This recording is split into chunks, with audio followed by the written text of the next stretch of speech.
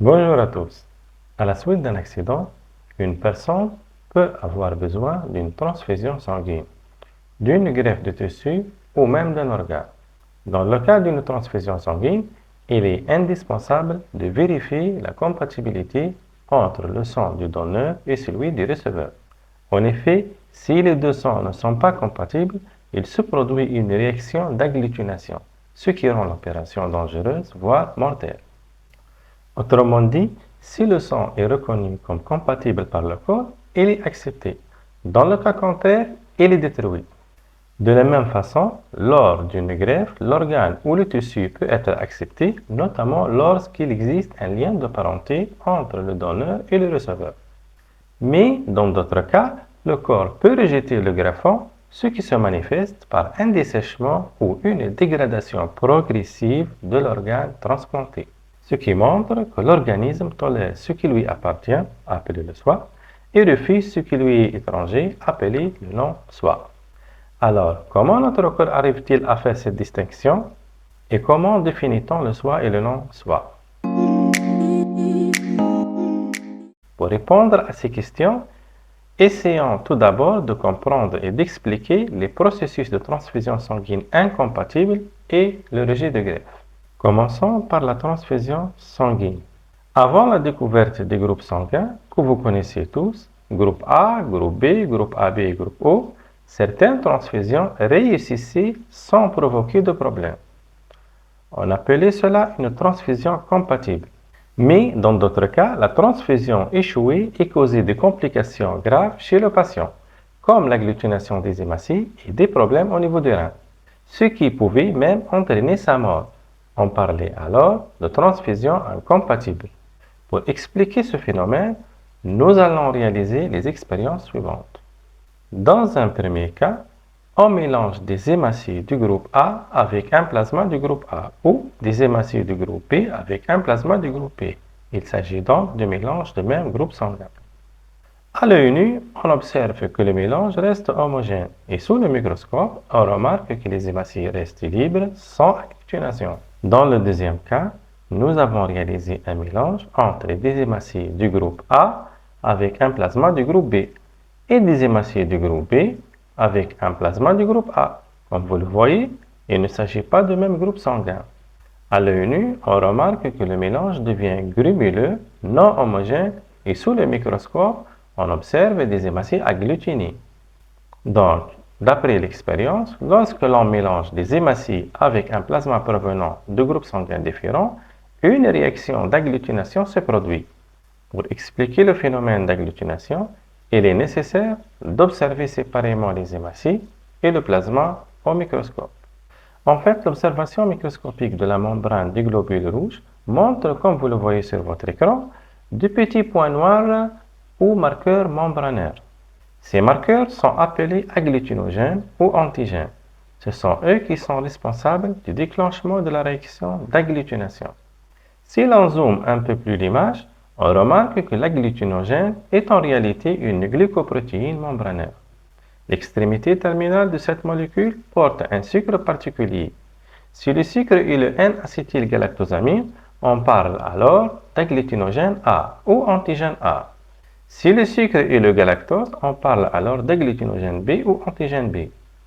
Mais si cette extrémité ne porte ni le N-acétylgalactosamine ni le galactose, alors aucun agglutinogène n'est présent. Ainsi, les groupes sanguins sont définis par la présence ou l'absence d'agglutinogènes ou antigènes à la surface des hématies. Le groupe A, dont les hématies présentent à leur surface l'agglutinogène A. Les groupes B possèdent l'agglutinogène B. Le groupe AB possède les deux agglutinogènes A et B. Le groupe O ne possède aucun agglutinogène à la surface de ces globules rouges. Nous allons maintenant voir ce qui contient le plasma. Dans chaque plasma, on trouve naturellement des substances de nature protéique appelées agglutinines ou anticorps. On peut trouver dans le plasma des agglutinines anti-A ou des agglutinines anti-B, parfois les deux et parfois aucune. Ainsi, dans le système ABO, on distingue 4 groupes sanguins. Le groupe A se caractérise par des hématies portant les agglutinogènes A et un plasma contenant des anticorps anti-B. Le groupe B possède des hématies avec des antigènes B et un plasma contenant des anticorps anti-A. Le groupe AB présente à la fois les antigènes A et B sur les hématies, mais ne contient aucun anticorps dans le plasma. Enfin, le groupe O ne possède aucun antigène sur les hématies, mais contient à la fois les anticorps anti-A et anti-B dans le plasma. L'agglutination observée lors de la transfusion sanguine incompatible est la manifestation d'une réaction immunitaire développée chez le receveur. Les agglutinogènes présents à la surface des hématies du donneur sont reconnus comme non-soi par les agglutinines plasmatiques du receveur. Grâce à la complémentarité de leur configuration, les agglutinines se fixent sur les agglutinogènes, formant ainsi des complexes antigènes-anticorps, ce qui provoque l'agglutination des hématies ou héma-agglutination. Donc, pour éviter les problèmes qui peuvent survenir lors des transfusions sanguines, il est indispensable que le sang du donneur soit compatible avec celui du receveur, c'est-à-dire qu'il appartienne au même groupe sanguin.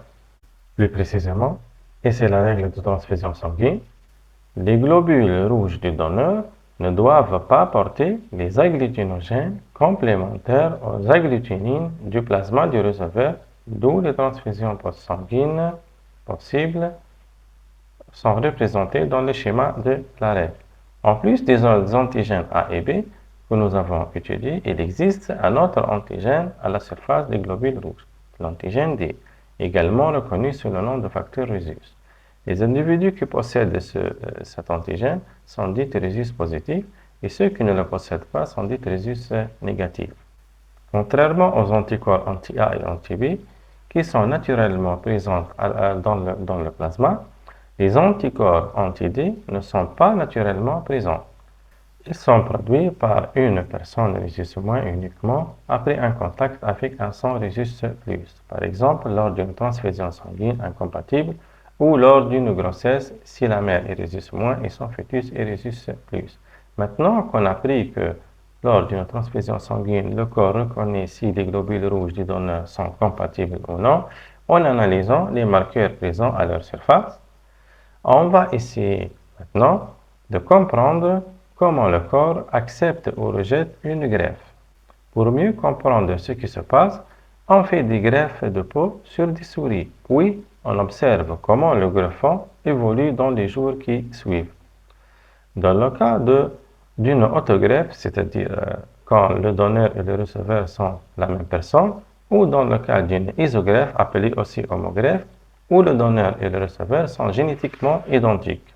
On observe, comme vous le voyez sur votre écran, le greffon s'intègre bien, il est vascularisé et fusionne rapidement avec les tissus environnants. Dès le 5e jour, il prend un aspect normal, la greffe est réussie. En revanche, dans le cas d'une allogreffe où le donneur et le receveur sont de même espèce mais génétiquement différents, ou d'une xénogreffe ou hétérogreffe, c'est-à-dire entre deux espèces différentes, le corps déclenche une réaction inflammatoire autour du greffon. Le tissu greffé se dessèche puis il est éliminé. C'est ce qu'on appelle le rejet de greffe. Pendant le rejet, on remarque que les cellules du greffon deviennent désorganisées, surtout au niveau de leur membrane. La question qui se pose ici est la suivante. Les cellules du greffon possèdent-elles, elles aussi, des marqueurs membranaires, comme c'est le cas pour les hématies? Et si oui, ces marqueurs pourraient-ils expliquer le mécanisme de rejet de greffe? En fait, au niveau des membranes de tous les cellules nucléées, on trouve des molécules de nature protéique appelées marqueurs CMH, complexe majeur d'histocompatibilité. Chez l'homme, ces molécules sont connues sous le nom de HLA, Human Leukocyte Antigen. On distingue deux classes de marqueurs du CMH. Le CMH de classe 1 présente à la surface de toutes les cellules nucléées de l'organisme. Le CMH de classe 2 localisé uniquement à la surface des cellules du système immunitaire. Ces marqueurs jouent un rôle fondamental dans la reconnaissance du soi. Ils varient d'un individu à un autre et constituent une véritable carte d'identité cellulaire. Ils sont toutefois identiques chez les vrais jumeaux car ceux-ci sont génétiquement identiques. Lors d'une greffe, Les marqueurs de CMH présents à l'acide greffé du donneur sont reconnus comme non-soi par les cellules du receveur. Cela déclenche une réaction immunitaire destinée à éliminer le greffon étranger, ce qui explique le rejet de greffe. En conclusion, le soi d'un individu est l'ensemble des molécules résultant de l'expression de son programme et qui sont incapables d'induire une réaction immunitaire. Les marqueurs du soi se trouvent à la surface des cellules, les marqueurs des hématies et les marqueurs tissulaires des cellules nucléées. Essayons maintenant de définir le non-soi. Nous avons vu à travers les exemples de transfusion incompatible et de rejet de greffe que l'organisme considère les marqueurs membranaires présents à la surface des hématies et des cellules nucléées du greffon comme des éléments étrangers, c'est-à-dire non-soi, car il ne résulte pas de l'expression de son propre programme génétique. Par conséquent, il déclenche une réaction immunitaire dirigée contre ces marqueurs. On les appelle également antigènes. Notre environnement contient de multiples microbes capables de menacer notre organisme, tels que les bactéries, les champignons et les virus, qui portent à leur surface des marqueurs membranaires ou des substances représentant ainsi des antigènes provenant de l'environnement. Prenons l'exemple de l'hépatite B. Cette maladie est causée par un virus qui infecte les cellules hépatiques et les détruit.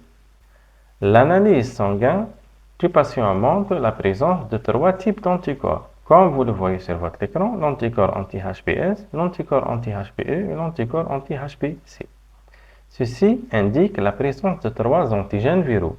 Donc, un antigène est toute molécule qui a la propriété d'être reconnue comme étrangère par l'organisme. C'est la propriété de l'antigénicité et celle de déclencher une réaction immunitaire spécifique, c'est la propriété d'immunogénicité. L'étude approfondie de la molécule d'antigène montre que seules certaines parties de la molécule peuvent déclencher une réaction immunitaire. C'est ce qu'on appelle les déterminants antigéniques ou épitopes. Les marqueurs membranaires des cellules nucléées d'un individu peuvent être modifiés et ne sont alors plus tolérés. C'est ce qu'on appelle le soi modifié. En effet, dans toutes les cellules nucléées, les protéines néosynthétisées sont découpées en fragments peptidiques par des enzymes spécifiques et sont ensuite exposées à la surface cellulaire en association avec les molécules HLA, formant ainsi des complexes HLA-peptides. Dans le cas d'une cellule normale, le peptide est normal, par conséquent, le complexe HLA-peptide normal ne déclenche pas une réaction immunitaire, c'est la tolérance du soi. Dans le cas d'une cellule cancéreuse, le peptide est anormal, provenant d'une protéine anormale, ainsi le complexe HLA-peptide est reconnu comme non-soi et devra être éliminé par le système immunitaire. Dans le cas d'une cellule infectée par un microbe, le complexe HLA-peptide est reconnu comme non-soi et déclenche une réaction immunitaire pour éliminer cette cellule. Donc, le non-soi est l'ensemble des molécules différentes du soi dont la synthèse ne résulte pas du programme génétique propre à l'organisme. Leur apparition dans l'organisme entraîne des réactions immunitaires. Le non-soi provient de l'environnement ou d'une modification des molécules du soi.